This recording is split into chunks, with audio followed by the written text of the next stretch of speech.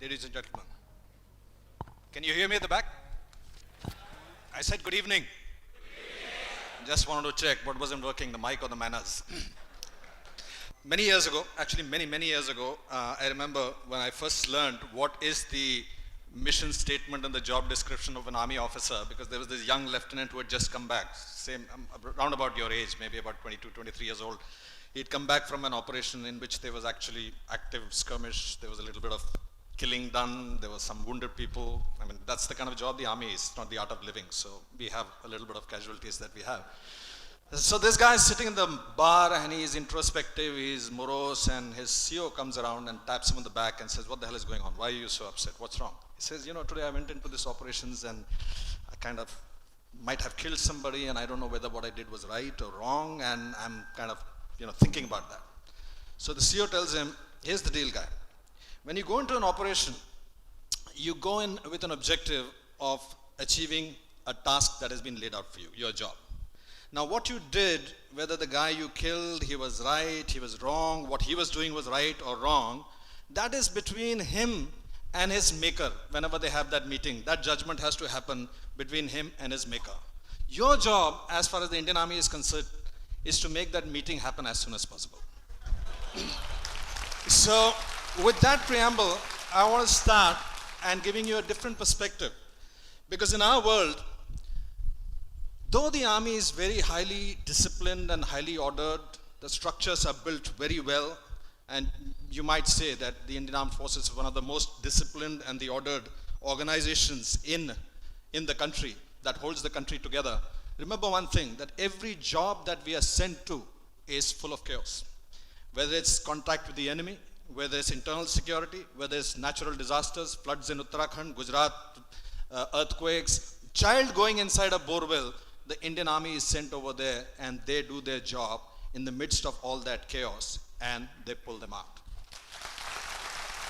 The second element that you got to remember is that our troops are transient all the time. Our troops keep changing because especially in special forces, in teams that are set together for a particular task, our troops constantly keep changing, and very often we work with troops whom we have never met before. When we are moving into one operation, another theater, we constantly keep changing our troops, but our mistakes are permanent. We don't have the luxury of coming back and saying, this quarter we lost a little bit of results, we'll make it up in the next quarter. It doesn't work that way. We make a widow in this quarter, she remains a widow for the rest of her life. Our mistakes come home in body bags. The fourth thing is that we have really no material incentive that we can offer to our troops. We have to take them into battle without ESOPs, pay hikes, employee of the month, any one of those jamborees that a lot of corporates and many of you will soon be offered as incentives to accomplish your mission. And we know from day one that no plan, no matter how carefully it is laid, no plan will survive the first contact with enemy. Because the moment you contact enemy, all your plans go for a 6. So in the next 15 odd minutes, I'm going to take you through an operation and show you what it is like to be in actual combat when you are taking troops into battle, into a situation which changes dramatically every second. And I'm going to use a battle that most of you would be familiar with. Let me start with this picture of this man. How many of you have seen this guy? Anyone? Matter of fact, most of you not only saw this man, but you saw his team operating for 72 hours. This was the team, the 51 Special Action Group, which was sent into Mumbai to sort out the terrorists who had hit our country about 7 years back. These 10 guys who were sent in. Now let me explain this to you a little bit. So before I get into the actual operations, you have to understand what the NSG is like. The NSG consists of 2 distinct arms. There is the Special Action Group and the Special Ranger Group. The Special Ranger Group is consisting of paramilitary forces, and these are the people who provide protection to the VIPs, and these are the people you usually see in TV, around important people and around politicians and stuff like that.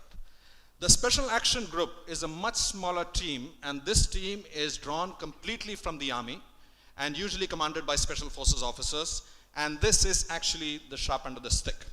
On 26/11, 7 years ago, on a Wednesday evening, it was this team which was put on hot standby as soon as the terrorist attack in Mumbai started. Now I want you to visualize, put yourself in the shoes of this commanding officer, because only then you understand what real chaos is. So this man had taken over the unit literally 90 days before the operation was called for, which means that, and by the way, those of you who don't know, the NSG is a deputationist force, which means that the troops and the officers are rotated every 3 years.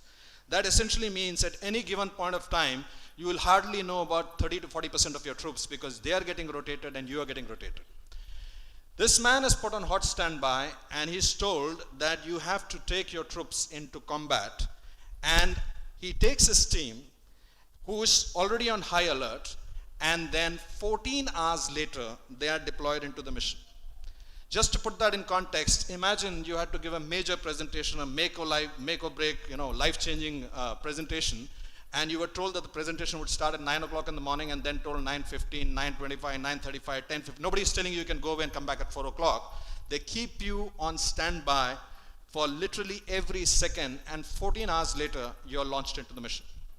When you're launched into the mission, you're told it's not one mission, it's not two missions, it's 3 missions that have to be accomplished simultaneously with no way of lowering the importance of any one mission. The NSG is designed to operate one mission at a time. And the first squadron of the troops, 220 soldiers who reached Mumbai, who loaded their equipment, unloaded it in Palam, loaded it back into the aircraft, unloaded it back in Mumbai, loaded it back into the BEST buses, unloaded it back in front of the operational areas, were then divided into 3 different teams, and 3 different teams had to operate simultaneously with the command and control structure, equipment list, manifest, all the communication, all SOPs and processes designed for one mission at a time. When these 3 missions were launched, if you add up all the special forces rescue attempts, you add up every 0 dark 30 backward to the last 3 decades, they don't total up to more than 1,000 rooms that these boys had to open one after another after another. And let me put that again in context. In room opening drills, there are 2 ways you do it. One way is called a hostile room opening, and that usually happens in certain areas when you know for sure that is the enemy inside, it's the bad guys inside. You must have seen this in movies. There's a bunch of guys who line up, they put a explosive charge, the charge goes off, they toss a grenade inside, the grenade goes off, they put the MP5, they lose one magazine, and then they enter the room. You can't do that in Taj, Oberoi or Chabad, because there, in every room, you could have a terrorist, in every room, you could have a tourist, and in every room, you could have a terrorist with a tourist. So every room has to be entered with the room opening drill, the alertness, the caution, the degree of difficulty, the carefulness, each and every aspect as the room before, and the one before, and the one before, and the one before, and the one before, more than 1,000 times. All of this was done in 72 hours flat. And many of you may not know this, but after the NSG took over, after your black cats took over, there wasn't a single collateral casualty in 2611. Not a single person died, apart from the 2 commandos who lost their lives. And by the way, when our troops entered into Taj and Oberoi, they are not usually, now of course they are trained to go there, but usually our troops don't go to 5-star hotel. For some strange reason, they don't normally frequent 5-star hotels. So they were trying to figure out virtually everything on the fly. They were trying to figure out how to open the lifts, how to open the doors. They didn't know whether these walls were bulletproof or bullets could come through them. They had no idea whether the AC ducting could take the weight of a person. They had no layout, no maps. They had nothing that was available to them. Incidentally, all of these floor plan maps, all these diagrams were available in the Brihan Mumbai headquarters just about 100 meters away, but they were not available to the soldiers who were getting in, figuring out what to do, entering room by room, one room after another room, one after another after another. And just in case you thought there were 220 guys doing this job, this 220 consists of the sniper squad, the dog squad, bomb disposal. So the actual guys who are entering the rooms are just about 70-80 people. And each one of these 70-80 people, after they enter a room and clear it, that particular floor has to be left with 2 more soldiers guarding it, because you can't have a situation when you move up that one of the terrorists comes down and manages to escape you and enters a floor below you. So as these troops are going up, as these teams are going up, at every stage they are shedding troops. And by the time they reach the roof or the final places where they found the terrorists and they hold them up, they were just reduced to a bunch of handful of people. And all of these people who were doing this job, 14 hours of standby, 72 hours, no sleep, no food, no water. They were managing with whatever they could find in the hotel. They were picking up apples and they were drinking the water that was available there. And yet, each one of these troopers, and by the way, these soldiers, we don't import them from Denmark or Germany and all of that. I mean, they are from the same villages and same places from where all of you come. They're from the hinterland of this country. And they are led by the officers who are not very much older than you guys. It's about the same age, 26, 27. The lieutenants, the captains, and the majors are the cutting edge of our army, like any army of the world. And they finish their mission and they go back home. And you don't even know who this guy is. So I want to share with you some principles that we teach to young officers. We were taught as young officers that when you go into battle, what are the principles that you need to know and you need to use to thrive in chaos. The first principle is that every soldier of yours under your command must know the commander's intent, because they must know how to assume orders when there are no orders. And that's what happened in 2611. That happens in every operation, that when you hit the enemy, suddenly the situation changes. That's not the time to be giving fresh instructions and fresh orders. It'll never work that way. Therefore, every soldier in your team, every team member in your team must know what is the strategic intent. And that is what made it possible for the Black Cats to be able to immediately disperse into 3 different teams and get new leaders to take on the tasks that their commanding officer was supposed to direct them to do. The second rule is that every leader should be capable of doing one up, which means that they should be trained, as you should be. You should be training yourself to be able to command one level up. So a section commander who commands 10 men is taught how to command a platoon of 40 men. A platoon commander who commands 40 is taught how to command a company of 180. A company commander to a battalion commander to a brigade commander, and so on and so forth. The third rule is that you focus on your core drills and battle procedures until they become muscle memory, until they become second nature to you. I remember we had a boxing instructor in the academy. Any boxers here? So this boxing instructor, he would make us train for about 4 hours, 5 hours continuously. And after we could not lift our arms up anymore, he would make us go down, put our finger down on the ground and go around that finger 20 times. You know what happens when you do that, right? What happens? You become completely giddy. You become tired when you go back. You don't need a drink. It works just the same way. It's actually called IMA whiskey, Indian Military Academy whiskey. So they make you do that. They make you put your finger down, go around 20 times, and you get up and you're in this daze. And then he'd make you punch the punching bag 20 times, 20 times. Go back again, 20 times, again up 20, again down, again up, again down, again up. And we had no clue why the hell he would make us do this kind of stuff, until we went into the boxing ring, and the first punch that the opponent hit us, and our head went like that, and the opponent is standing pretty, thinking I'm knocked out this guy, and suddenly this guy who was supposed to be dizzy comes back with 20 punches, because that becomes muscle memory. So whenever you get into a battle situation, it is your muscle memory that will serve you well, and that is why our job as instructors in the army, as indeed your job as leaders should be, to make your troops sweat in peace, so that they don't bleed in war. The fourth element is improvisation and innovation on the fly. And nobody does it better than people whose survival is at stake. There are countless examples, even in 2611, how troops had to constantly keep innovating, keep figuring out new drills. Let me give you a couple of examples. So the typical drill when you enter a room inside which a stun grenade has been tossed. So a stun grenade is like a grenade, except it just stuns you, it doesn't kill you.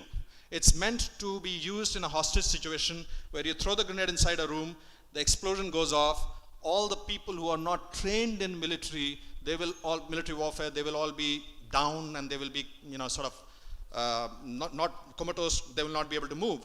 But people who have been trained, they will know how to avoid a stun grenade. They'll go into the fetal position, they'll hold their ears, prevent the ear canals from bursting, and they will be able to get up. What was happening in Taj and Oberoi was guests were frightened and they were hiding inside the bathrooms, inside the bathtubs. And so even after a grenade would go inside, a stun grenade would explode, they would still be in a daze and they would start walking out.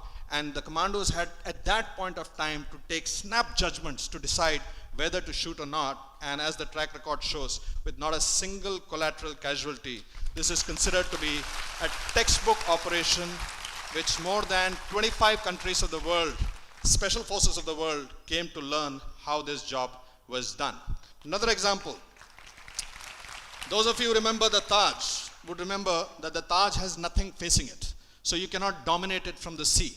And yet you needed to dominate it from outside because you had to put suppressive fire on the terrorists to prevent them from interfering with the evacuation operations that were going on. Because first the NSG was tasked to remove every civilian out of the game before they started going after the bad guys. Now, at that moment, you couldn't really get a covering fire from any one of the buildings because bang opposite the Taj is nothing but the sea. On that instant, on that day, the commandos improvised by using the fire brigade's lifts, and they put up mobile perches which had snipers sitting on them, and these perches were moving around in front of the Taj, providing suppressive fire from outside to make sure that the terrorists could not interfere in the evacuation operations. Leaders must always be out there in the front lines. Leadership, ladies and gentlemen, is a contact sport. You can't play it sitting on Excel and mobiles or apps. It doesn't work that way. In combat leadership, the leaders have to be out there. And that's because in the fog of war, there will be fleeting opportunities. There will be those instants of opportunities where leaders have to take a decision right now, right there and there. They can't wait for McKinsey to come and advise them or look at Gartner's 4 quadrants and figure out what to do. They have to take those command decisions there and then. And that probably is epitomized by the officer to men casualty ratio that your army has, which is incidentally one of the highest in the world. The Indian Army has one of the highest ratios of officers to men casualty, which means that our officers lead from the front. Even in 2611, the 2 casualties that happened, 1 officer, 1 non-commissioned officer, which means 50% of the casualties were officers. I want to leave you with this one sentence that we would always tell our young officers. We would tell them that good leaders love chaos. Because it's only in chaos that the core drills, your courage, the attitude, the chutzpah, the can-do attitude, all of that comes to fore. The plans, the structures, the schemes, the processes, they're a good guideline. They tell you general line of direction, that this is the way you are headed. But it's only in chaos that you can find those fleeting opportunities, you can find those holes, you can find those passages, you can find those initiatives that you can take there and then, which will enable you to deliver each time again and again and again, as indeed the Indian Army has done for every mission that has ever been given to them. That is the end of my presentation. Thank you very much, ladies and gentlemen. Jai Hind. Thank you. Thank you. Thank you. Thank you. Thank you very much. Thank you. Thank you.